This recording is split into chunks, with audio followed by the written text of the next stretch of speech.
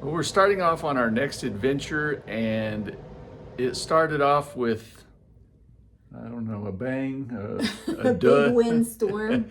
Yeah, we had 80-mile-an-hour winds, so we had to change our plans and we had to wait for a little while.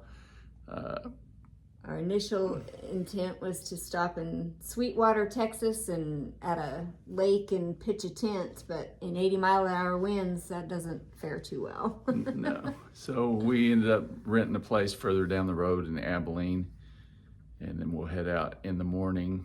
Hopefully Cammie doesn't dump gas on herself tomorrow.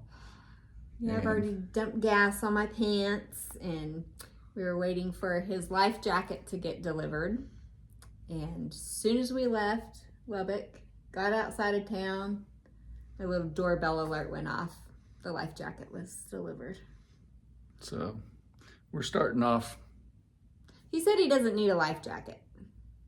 But I said, well, if we get thrown overboard and you get knocked in the head, I can't dive down and save you.